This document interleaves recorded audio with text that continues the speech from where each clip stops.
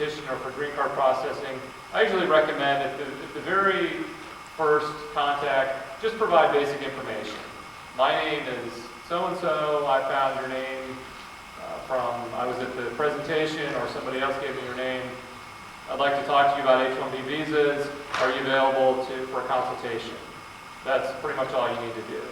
And maybe it's because I've been giving this talk now for several years that the word is getting out, but I used to get email messages. I don't get as many anymore, where I would get a 3-page story about somebody's life, and it's kind of like, I grew up in this tiny little village, and I had a dog when I grew up, and the dog ran away, and now, holy cow, I don't need all that. I mean, you want to just be very, very basic.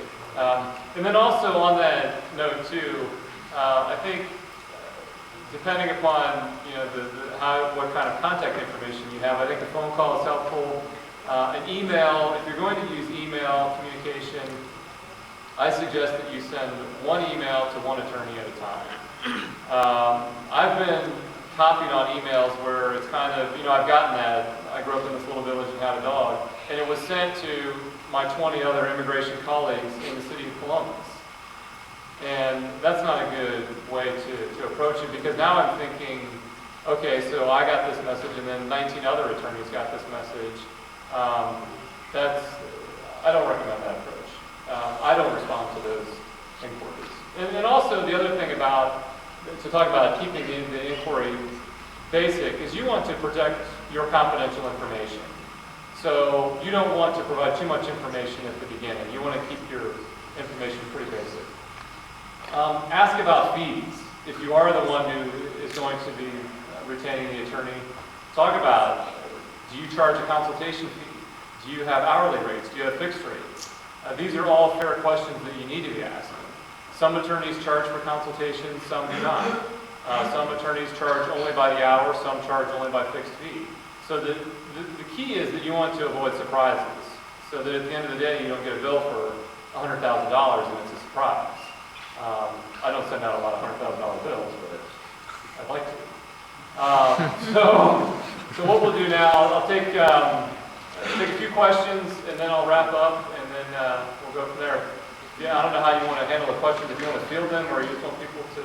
I think that whoever has a question can just raise the hand, and then depending on how many questions you have. Okay, sure. All right, we have one over there. Yes, please.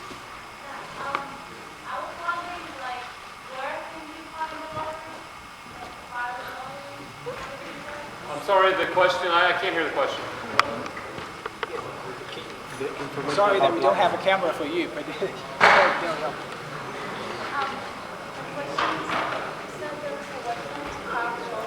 The lottery. Yes, okay. The question is about the diversity lottery. Is there a website for the diversity lottery? Yes, there is.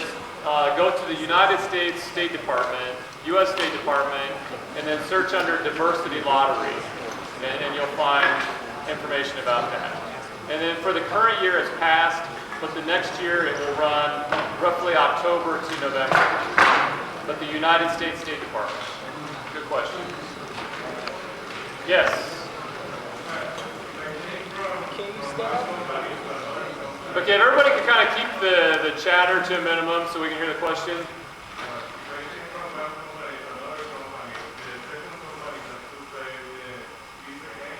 Yes. Yeah, whenever you change from one company to another company,